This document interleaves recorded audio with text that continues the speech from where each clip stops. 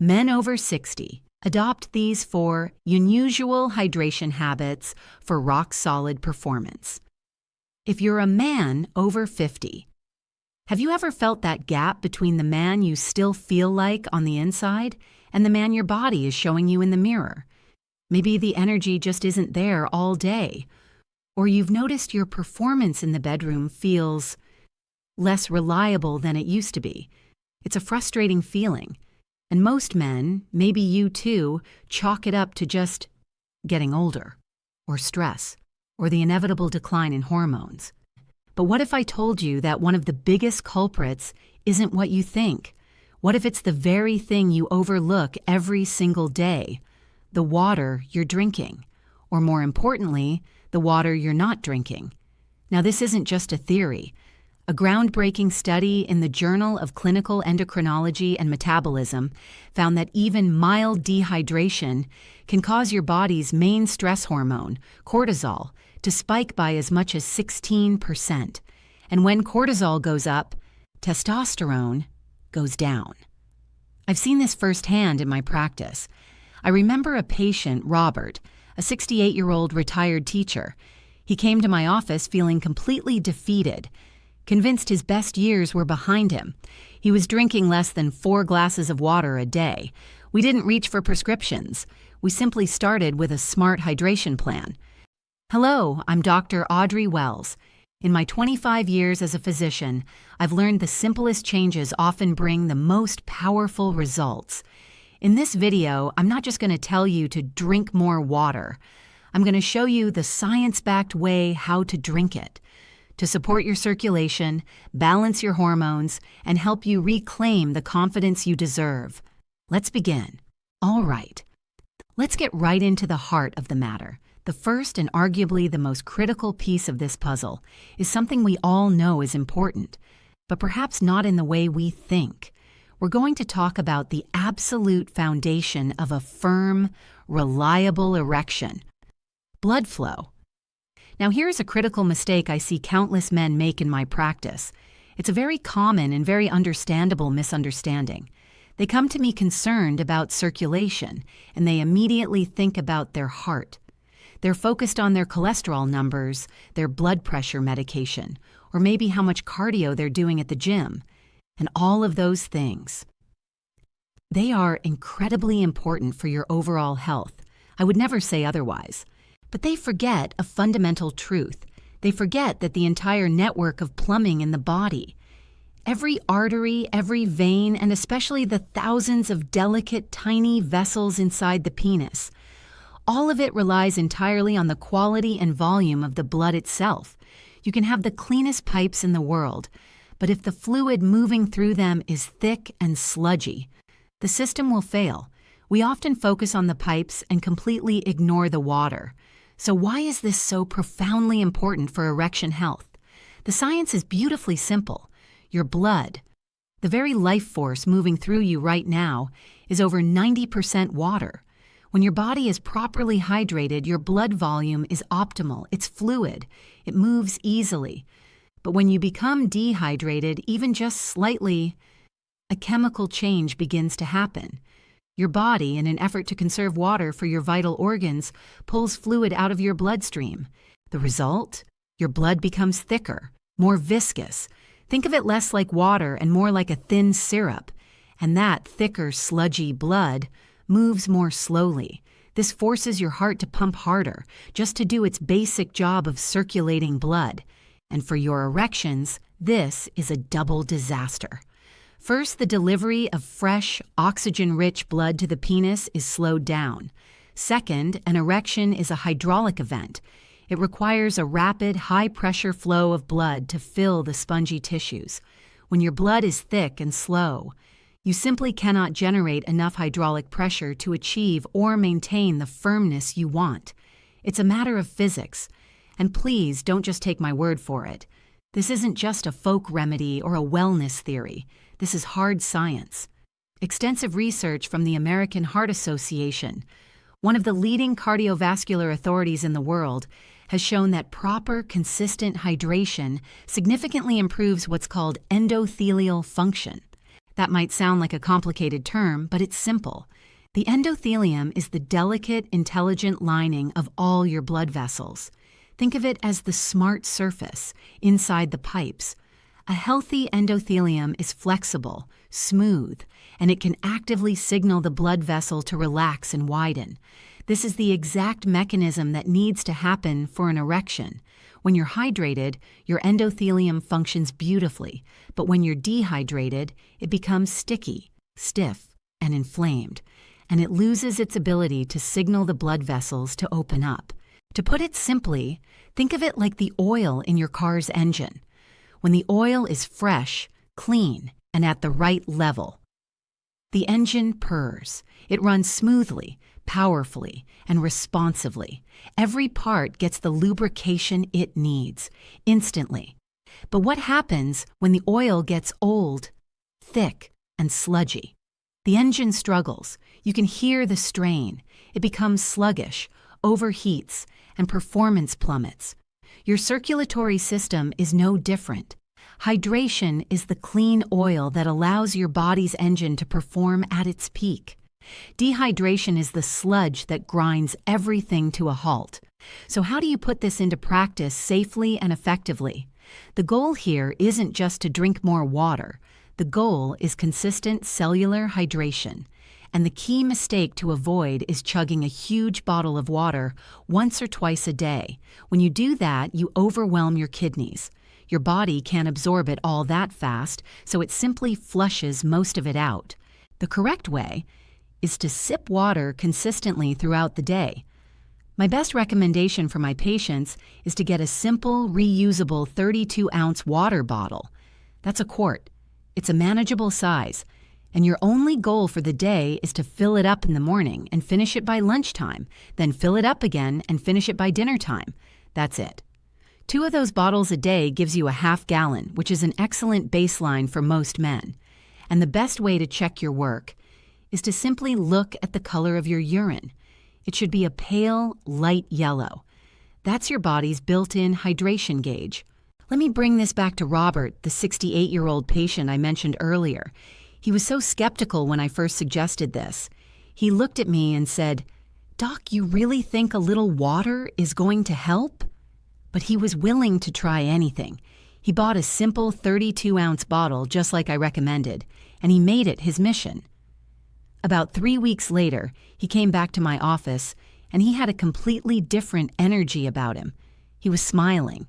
He told me that not only was his afternoon fatigue gone, but the difference in his bedroom performance was, in his exact words, night and day. He couldn't believe it. And he discovered a great synergy on his own. He found that combining his new hydration habit with a simple 20-minute walk every morning created a powerful 1-2 punch. The walking gets the circulation moving, and the proper hydration ensures the blood is thin and fluid enough to flow freely. It's a small tweak, but for him, it made a world of difference. And it could for you, too. If this connection between simple hydration and blood flow makes sense to you, if you had that little aha moment, do me a favor and comment the word flow down below. It lets me know we're on the right track.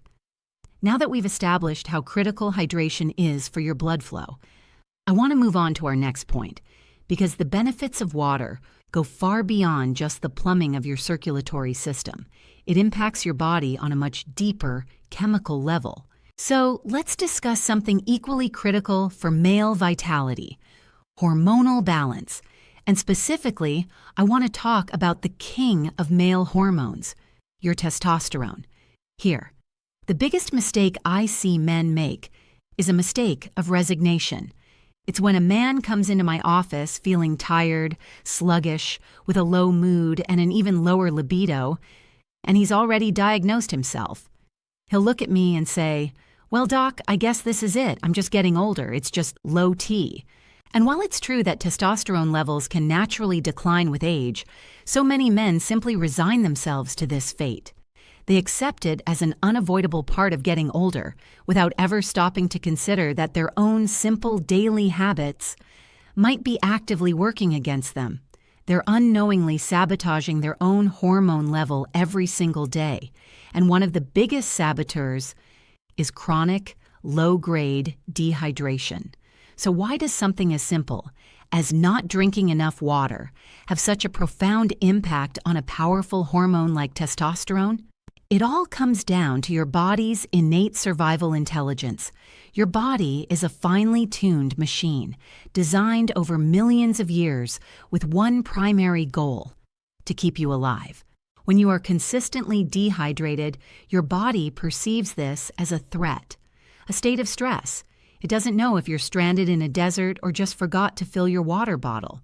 All it knows is that water, the most essential resource for life, is scarce. In response to this perceived crisis, your adrenal glands begin to pump out your body's main stress hormone, cortisol. And here's the crucial point. Cortisol and testosterone have what we call an inverse relationship. I want you to picture a children's seesaw in a playground. On one end, you have cortisol. On the other end, you have testosterone. When your body is under stress and pumps out cortisol, that side of the seesaw goes way up. And what happens to the other side? It goes way down. They can't both be high at the same time.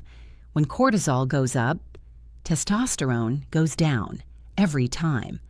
This constant state of low-grade dehydration-induced stress can effectively suppress your body's natural testosterone production, leading to low energy, a diminished sex drive, and even a low mood. And again, this is not just a theory. The scientific evidence is compelling. A well-regarded study published in the peer-reviewed Journal of Applied Physiology looked at the hormonal responses of athletes. They found a direct, measurable correlation between the athlete's level of dehydration and their cortisol levels after exercise. The more dehydrated they were, the higher their cortisol spiked. This study gives us powerful evidence for a key biological principle. When resources are scarce, your body prioritizes immediate survival over long-term functions, like reproduction. It's a primal, protective mechanism. Your body essentially decides that keeping your blood pressure stable and your organs functioning is more important than maintaining a strong libido or building muscle. It shifts into survival mode. To make this easier to understand, imagine your body is a large company and your daily water intake is its operating budget. When the company is flush with cash, when the budget is high, it can afford to invest in all departments. It funds the essentials, like operations and payroll, your vital organs. But it also has plenty left over to invest in research and development and marketing.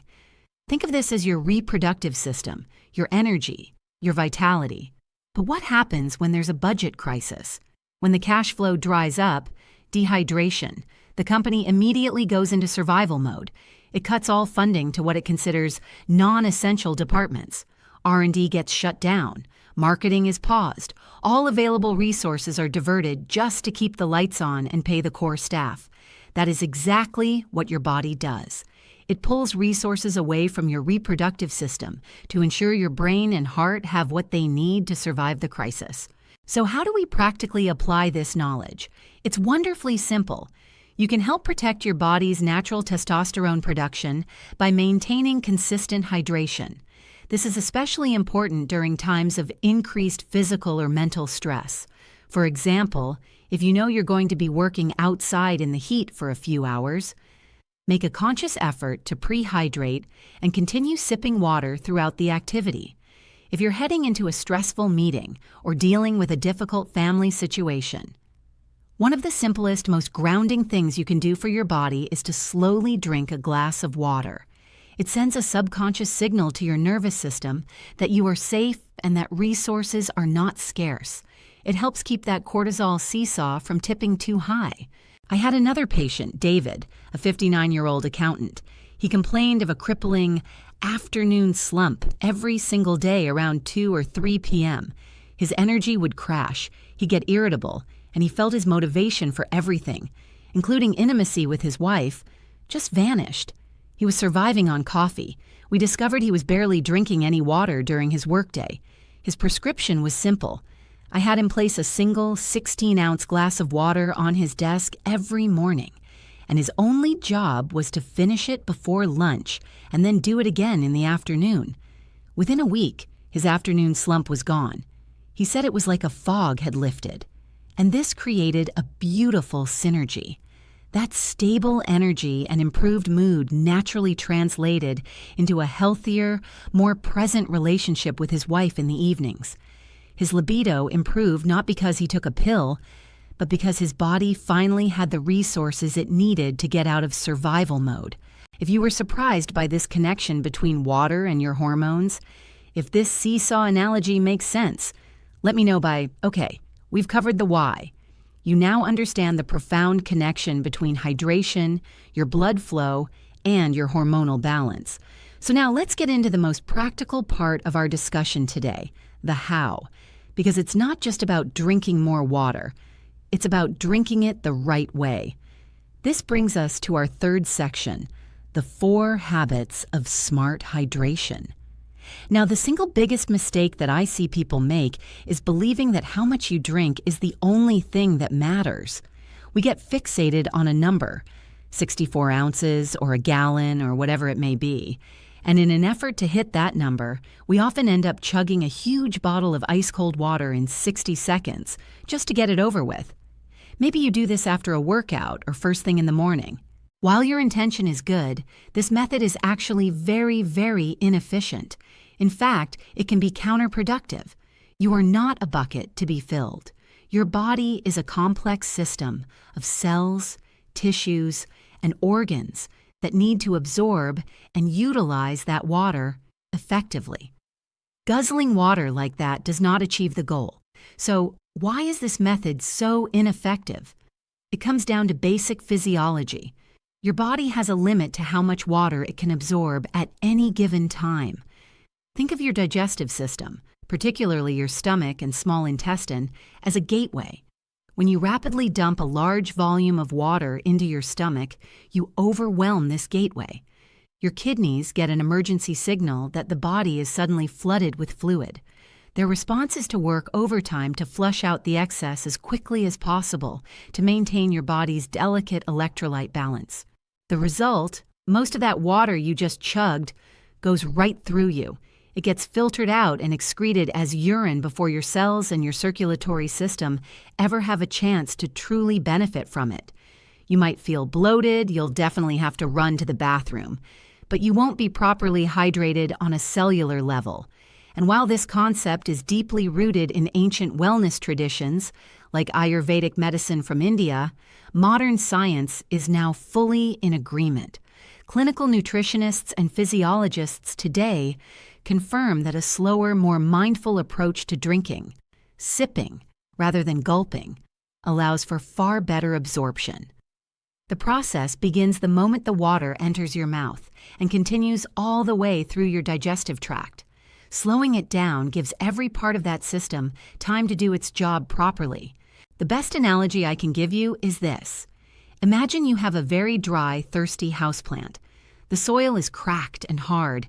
If you take a whole bucket of water and dump it on top all at once, what happens?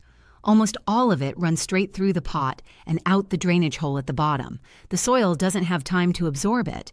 But if you take that same amount of water and pour it slowly, a little bit at a time, allowing it to soak in before adding more, the soil will absorb every single drop. It becomes dark, rich, and saturated. Your body is just like that houseplant. Sip slowly to truly quench its thirst. So how do we put this into practice? I'm going to give you 4 simple habits. I don't want you to feel overwhelmed. Just try to adopt one of them this week. See how it feels. Habit number 1 is the most important. Sip, don't gulp. As we've discussed, this is the foundation. Instead of chugging water, keep it nearby and take small, regular sips throughout the day. Make it a gentle, consistent rhythm, not a frantic task to be checked off a list. Habit number 2, and this might sound a bit strange, is to sit down when you drink. In our fast-paced culture, we often drink on the go, standing up, walking around.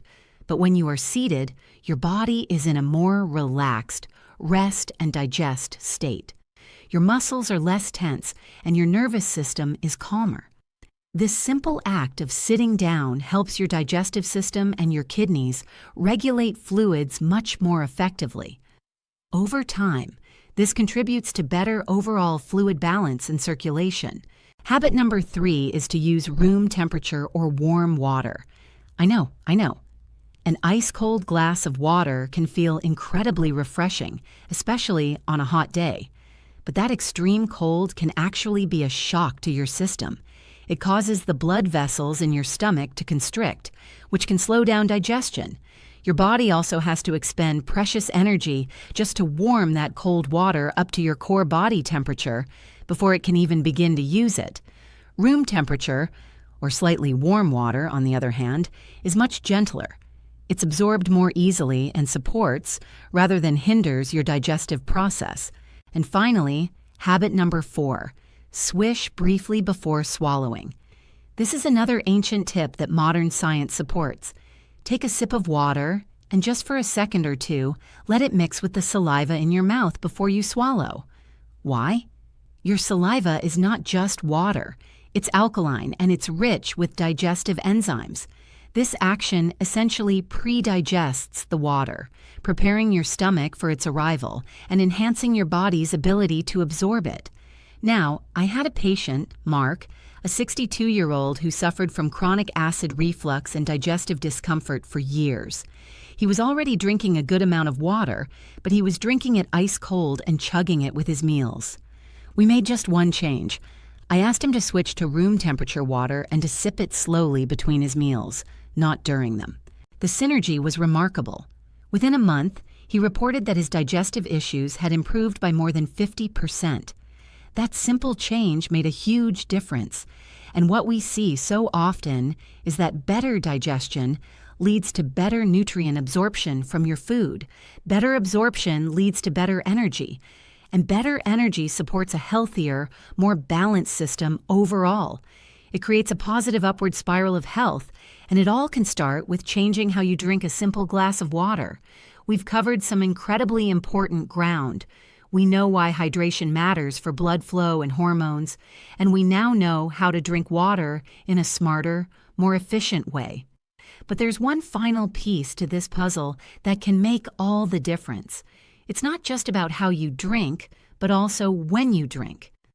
This brings us to our final section for today, fine-tuning the timing and volume of your water intake. Now, a very common mistake I see, and I've been guilty of this myself in the past, is what I call hydration catch-up. It's when you have a busy day, you realize around 8 or 9 o'clock at night that you've barely had anything to drink, and you panic. So, what do? You chug 2 or 3 large glasses of water right before you go to bed, trying to make up for the deficit. On the surface, this seems like the responsible thing to do. You're trying to hit your goal. But in reality, this is a recipe for poor sleep. And as we're about to see, poor sleep can undo all of your other good efforts when it comes to male vitality. It's a classic case of 1 step forward and 2 steps back. So why is this nighttime water loading so detrimental? The reason is profoundly important for every man over 50 to understand. High-quality, uninterrupted sleep is not just rest. It is the single most important time for your body to perform critical maintenance, repair, and, most importantly, hormonal production. Specifically, the majority of your daily testosterone is produced during your deep sleep cycles. When you drink a large amount of water right before bed, you are essentially setting a timer. A few hours later, your bladder will fill up and send a powerful signal to your brain, a signal to wake up. So you wake up at 1, 2, or 3 in the morning to use the restroom. You might think it's no big deal that you fall right back asleep, but you have just forcefully interrupted a critical hormonal process. You've pulled your body out of that deep, restorative sleep stage where testosterone is being synthesized. Doing this night after night leads to what we call fragmented sleep. And fragmented sleep is a known testosterone killer. And this isn't just my opinion. This is backed by decades of sleep science.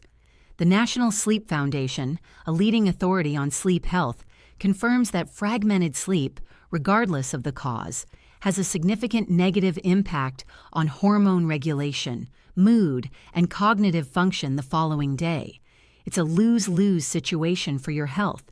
You wake up feeling less rested, and your body has been robbed of its prime time to produce the very hormone you need for energy, drive, and performance. Now let me give you a second analogy related to timing. This one has to do with meals. Think of your stomach's digestive juices, the hydrochloric acid, like a small, hot, concentrated fire.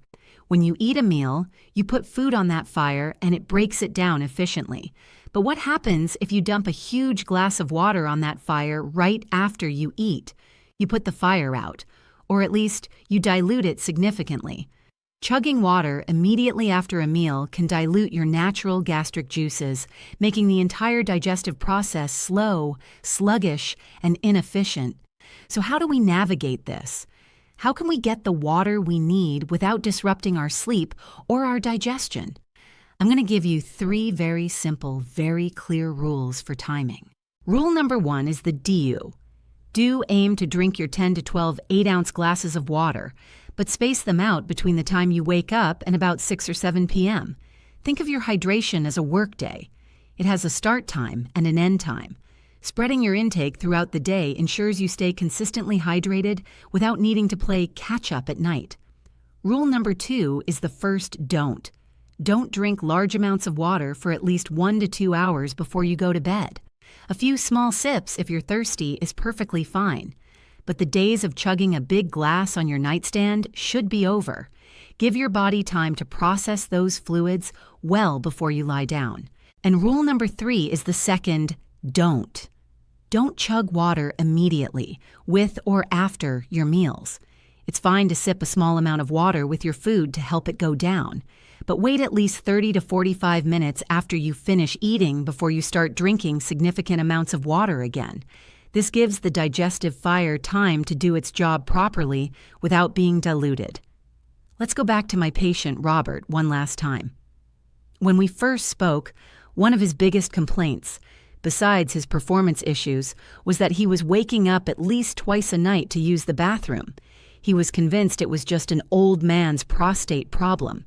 But when we looked at his habits, we discovered he was drinking almost a quart of water between 8 p.m. and when he went to bed at 10. The very first change we made was to shift his water intake earlier in the day. It was that simple. He made a conscious effort to finish his water goal by 7 p.m. The result was almost immediate. He told me that within the first 3 days, he slept through the night for the first time in over a decade. He had completely forgotten what that felt like. And the synergy here was massive. By sleeping through the night, his body could finally complete its hormonal production cycles. He woke up feeling genuinely rested. He reported feeling more energetic and ready to go in the morning than he had in years. It was a small, simple change in timing, but it created a massive domino effect that impacted his energy, his mood, and ultimately, his confidence and performance. It wasn't a prostate problem after all. It was a timing problem. So let's quickly bring everything together. We've learned today that being properly hydrated is absolutely fundamental for supporting healthy blood flow and for maintaining a healthy hormonal balance. We also discovered that how you drink and when you drink can make all the difference in how well your body actually uses that water. But I know from my years as a physician that knowledge without action is just entertainment. I want this to be more than just an interesting video for you. I want it to be a turning point. So, here is your simple doctor's prescription for this week. Just 3 easy steps. First, get yourself a dedicated water bottle, something you like, something that feels good to hold, and keep it with you. Make it your new companion. Second, I want you to choose just one of the 4 smart hydration habits we talked about. Just one. Don't try to do everything at once. Maybe it's the habit of sitting down when you drink or switching to room temperature water. Pick one that feels achievable for you. And third, For the next 7 days, simply pay attention to the color of your urine. Let that be your guide, your personal built-in hydration gauge. Now, I know what some of you might be thinking. It's the voice of doubt that creeps in. I'm just too busy, I'll forget. Or, I just don't like the taste of plain water. Listen, these are not roadblocks. They are just small hurdles. If you forget, set a simple recurring reminder on your phone. If you don't like the taste, add a slice of lemon or cucumber or a sprig of mint. Please, do not let these small hurdles stop you from making a truly profound change in your health. Because this journey, it isn't just about improving your erection health. It's about something much, much bigger. This is about taking back control. It's about feeling strong, capable, and independent in your own body again. It's about having the vitality to play with your grandkids, to travel with your partner, to engage fully in your hobbies, to enjoy your life to the absolute fullest. And that incredible journey can begin today, right now, with something as simple and humble as a glass of water. So, if you are ready to commit to your health, if you're ready to take that first small step, I invite you to join the community we're building here. First, hit that subscribe button and the little notification bell so you don't miss our future science-backed guides. And more importantly, go to the comment section right now and write 2 simple words. Day 1. This isn't for me. This is your public declaration, your commitment to yourself. You'll be joining thousands of other men who are on this same journey. Thank you for investing your valuable time with me today. In our next video, we're going to explore 3 simple stretches you can do in the morning, before you even get out of bed, to help dramatically improve blood flow for the rest of the day. You won't want to miss it. Until then, here's to your health.